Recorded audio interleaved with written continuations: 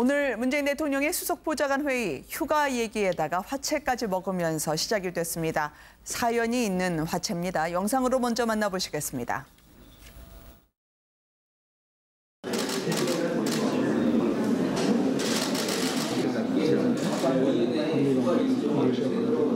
휴가를 오늘은 휴가 아니야. 휴가 일정을 조정하는 거야. 아니 한 번 내면 낸 거죠. 아니야.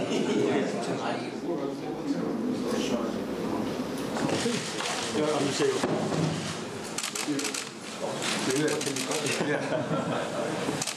충북 증평하고 음성에서 수해 지역에서 구입한 낙과로.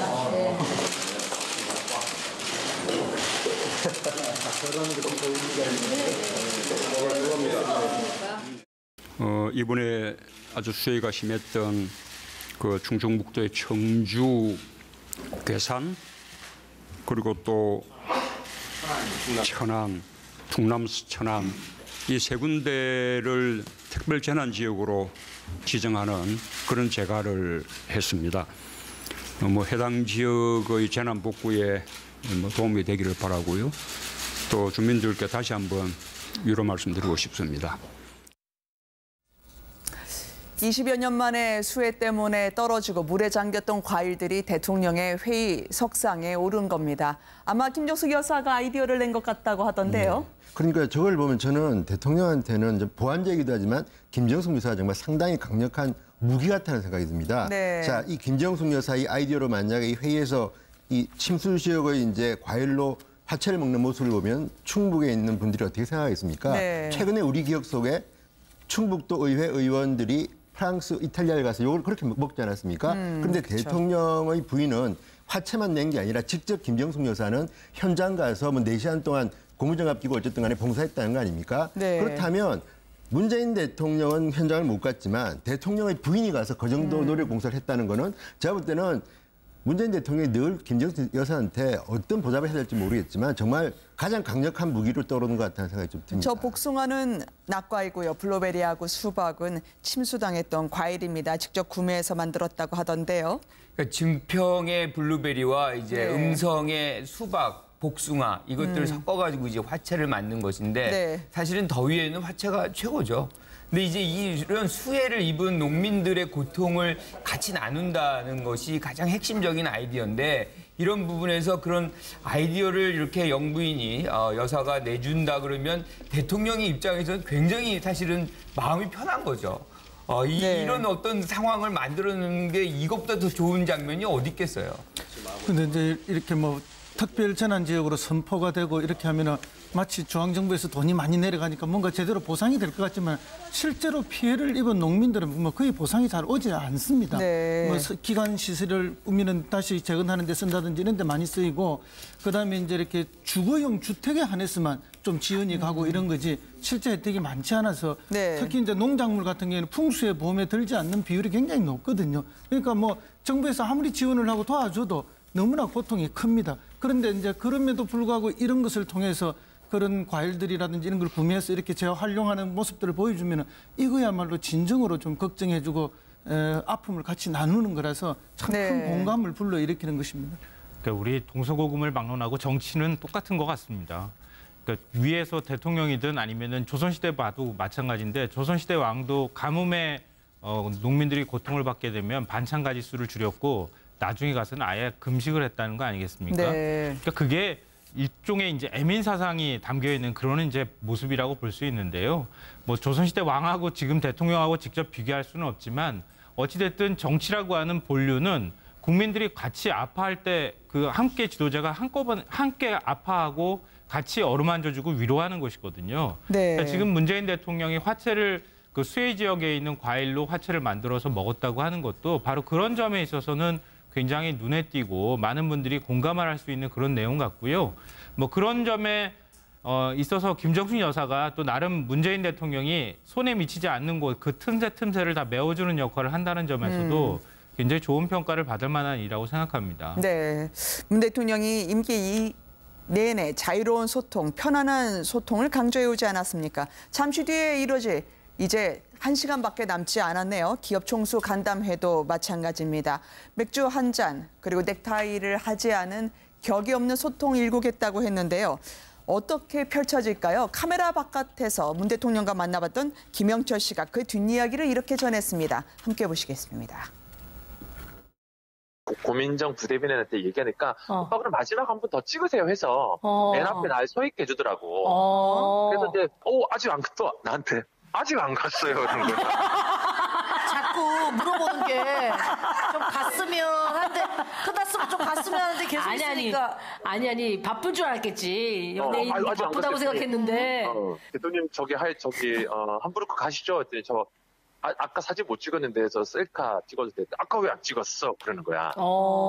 그래서 혼자 뭐라고 하잖아. 혼자 아까 제가 너무 놀려가지고 말고 네, 다시 셀카 찍을게요. 이렇게 제가 먼저 셀카 찍을 때 한 3개 정도 찍었거든. 그 3개 찍어주고 고생했다고 딱 해주시더라고. 맥주 한 잔 시켜놓는 청와대 상춘제에서 펼쳐지게 되는 기업 총수와의 간담회입니다. 세븐브로이라는 이 소상공인 분이 직접 만든 정통 수제 맥주까지 생맥주 기계가 들여올 예정이라고요. 그러니까 문재인 대통령은 지난번에 커피만 할 때도 그렇고 본인이 직접 이렇게 이제 따라서 마시는 걸 좋아하는데 네. 일단 이 소상공인이 만든 이 기계가 있으면 직접 호프 미팅에서 대통령이 먼저 아마 직접 따라서 마실 겁니다. 그러면 네. 아마도 기업 총수들도 뭐 대통령도 하는데 같이 하지 않겠습니까? 그러니까 저는 이 문재인 대통령의 스타일을 보면 그 과거에 좀 권위적인 대통령의 차이도 있지만 지금 일반 국민 중에서 셀러리맨들이 보고 있으면 네. 저게 우리 직장에서 흔히 보는 모습 아닌가? 아까 우리 잠시 봤지만 김소연 사수석이 휴가 낸 줄 알았더니 나온 걸 보고 당신 이걸 징계받아야겠네. 왜 나와서 하는 걸 보면요. 일반 직장에서의 회의 모습하고 비슷합니다. 그래서 저는 네. 오늘 저 장소도 대기업 총수들은 대통령이 부르면 대개는 별로 좋아하지 않습니다. 가기는 가야 되지만 굉장히 부담을 느낄 텐데 만약 저런 식으로 네. 생맥주를 직접 따라 마시고 따라주고 하는 분위기가 하면 아마 소개해서 하고 싶었던 말을 할지도 모르기 때문에 이번에는 조금 대통령과 기업 총수들과의 대화가 바뀌지 않을까 하는 생각도 듭니다. 이번 호프타임은 뭐 문 대통령의 아이디어라는 거 아닙니까? 이게 진정으로 네. 한번 이제 기업인들하고도 격의 없이 한번 해보고 싶다. 그런데 이게 지난번에 민주당 경선 후에 그 후보들끼리 이렇게 호프타임을 했는데 네. 그때 사실은 굉장히 기억이 좋았던 것 같아요. 바로 저 장면이었죠. 그렇죠. 네. 그래서 그 당시에 이제 같이 이렇게 호프를 마시고 그리고 나서부터 이제 사실은 정책팀, 조직팀 모두 다 통합이 됩니다. 그리고 이제 부인들까지도 다 하나가 돼가지고 선거전에 뛰어드는 모습 이런 것들이 이번에도 우리도 기업인들과 이런 모습으로 좀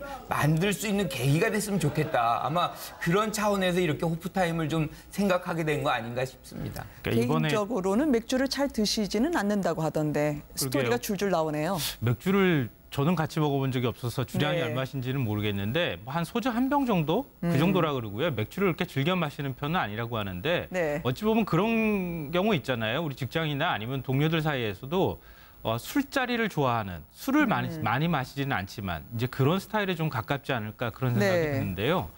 이번에 이제 호프타임을 하고 그다음에 기업인들과의 간담회를 할 때 보면 청와대가 준비할 때 굉장히 좀 치밀하게 준비하고 있구나라는 생각을 갖게 돼요.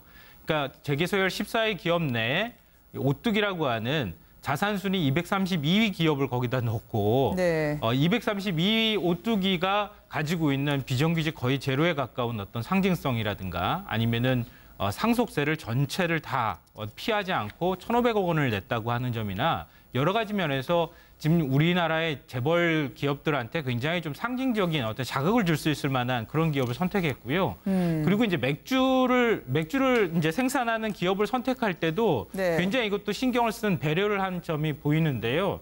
이게 세븐브로이라고 하는 업체인데 우리나라는 전통적으로 2개 맥주 업체가 거의 독점하다시피 해왔거든요. 네. 2011년부터 일반 기업한테 맥주 허가를 내주기 시작했습니다. 그 1호 기업이 바로 세븐브로이라고 하는 그렇군요. 기업이고요.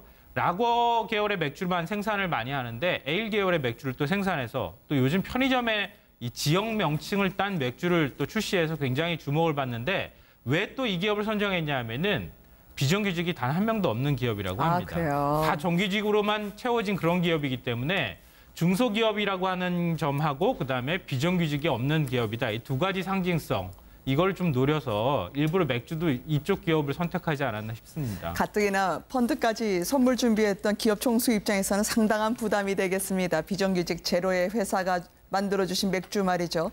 음식도 방랑식객이라는 임지호 셰프가 준비했다고 하는데 이분이 어떤 분이길래 친환경 재료 요리가 올라가나요? 임지호 셰프는 이게 이제 여기서 이제 특정 방송사 이름을 얘기해도 되는지 모르겠는데 잘 먹고 잘 살자 뭐 이런 프로그램입니다. 그래서 네. 음식을 일종의 치유의 어떤 수단으로 생각하는 그런 프로그램이죠. 그래서 많은 이제 연예인들이라든가 이렇게 좀 인기가 있는 사람들이 이분의 어떤 음식을 먹고 굉장히 이제 힐링이 되는 그런 네. 장면들을 많이 가져왔는데 이분이 이런 프로그램을 다 끝난 후에도 사실은 음식을 만들어서 서민들에게 공급을 해줬던 그런 어떤 이 경험이 있어요. 그러니까 지금 셰프를 선정하는 데 있어서도 상당히 이제 그런 부분을 고려한 거 아닌가 뭐 이런 생각이 좀 듭니다. 네. 아니 참석하는 기업들은 참석 대상 편의하세요 하니까 누가 나오는지 상당히 면밀하게 체크를 하면서 모나지 않게 하려고 신경을 많이 썼다는 후문입니다. 저런 음식, 요리, 맥주 하나하나에 메시지가 담긴 걸 보면 보따리 얼마나 풀어야 할지 얼마나 긴장될까요? 그러니까 지금 저 기업 총수들이 저기서 소상공인이 만든 맥주 한 잔 마시는 것 같지만요. 저기는 상당히 많은 공 들어갔고 또 하나는 청와대 본인들이 원하는 것도 있대지만 반대로 네. 청구서도 이미 받은 상태입니다. 이미 많은 총수들이 약속을 했습니다. 그런데 재밌는 것은 자 오늘하고 내일 이틀간 있는데 자 어떤 식으로 그러면 사람들을 나누느냐. 이렇게 했습니다. 1, 3, 5, 7, 9 이렇게 홀수 순위는 내일입니다. 그러니까 네. 삼성은 1위이기 때문에 내일 나오고요. 2, 4, 6, 8 쪽 이쪽은 오늘 나왔습니다. 그러니까 우열반이 아니라는 거죠. 예, 그렇게 나눴는데 현대차의 이제 정몽구 회장이 사실은 고령이고 지난번 청문회 때도 그렇지만 말씀을 갖다 하시는데 좀 이렇게 맥주 마시면서 말씀하실 스타일이 아니기 때문에 아들인 정의성 부회장이 대신 나온 거고요. 다만 최태원, 신동훈 이런 분들은 제가 볼 때는 나이도 네. 젊지만 나름대로 한번 오늘은 청와대에 가서 문재인 대통령하고 대화를 하고 싶은 것 같습니다. 직접 나오겠다. 나이는 좀 드셨지만 LG 구본준, 나이는 좀 어리지만 구본준 부회장도 그렇고 본인이 직접 오겠다고 희망한 분들도 있습니다. 네. 자, 그럼 이런 분들이 왜 그렇게 했느냐. 과거의 청와대와 좀 다른 모습을 한번 대화를 해보고 이번만큼은 듣는 자리가 아니라 말하는 자리를 한번 해보겠다는 건데요.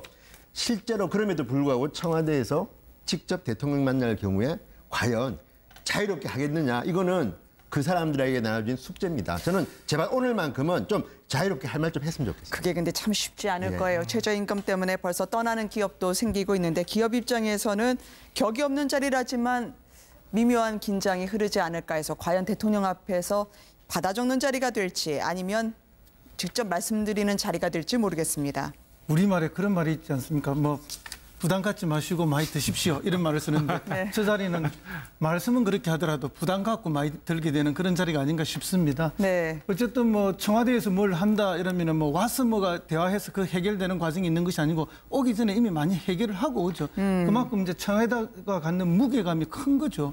그렇기 때문에 저 자리에 오시는 뭐 재벌 총수분들이 굉장한 부담감을 갖고 오는 것은 사실이다. 그렇게 생각합니다. 네. 그리고 실제 이 정부의 경제정책이 어제 뭐 다 사람 중심의 경제정책, 사람에 투자하는 정책 이렇게 해서 다 밝혀졌고 그러기 위해서는 이제 뭐 뭘 어떻게 기조를 바꿔야 될지 기업들도 이미 다 이제 구상은 가지고 있으되 이제 다만 알고는 오지만 네. 동시에 이제 이번에는 조금 분위기가 다르니까 우리도 좀 할 말을 전달하겠다. 이건 분명히 있는 것 같습니다. 네. 그렇게 해서 편하게 말씀하실 수 있도록 좀 분위기를 미리 열어주는 거고요. 그러다 보면 이제 뭐 양쪽 간의 대화를 통해서 접점을 찾아가지 않을까 그렇게 봅니다.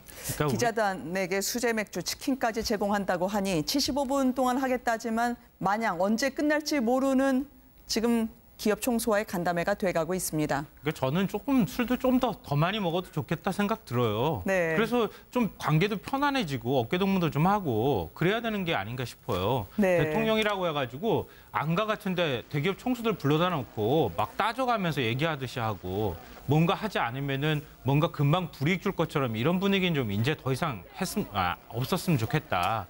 그냥 대통령이면 대통령이고 재벌 총수면 총수인 네. 거죠. 그래서 서로 간에 의견을 허심탄회하게 얘기할 수 있는 그런 계기가 좀 됐으면 좋겠고요. 그러니까 저는 이제 이번 첫 모임에는 아마 좀 서먹서먹할 거라고 생각하는데요. 그러니까 첫 술에 배부를 수는 없잖아요. 그러니까 앞으로 이런 모임을 진짜 이렇게만 할 수 있다면 좀 더 자주 가져서 기업체 총수라든가 뭐 그 지금 대통령이 생각하는 게 서로 다른 점이 있다고 하면은 그런 걸 하나하나씩 서로 얘기하면서 의견을 접근해가는 그런 것 좀 모범적인 모습을 좀 앞으로 보였으면 좋겠어요. 네.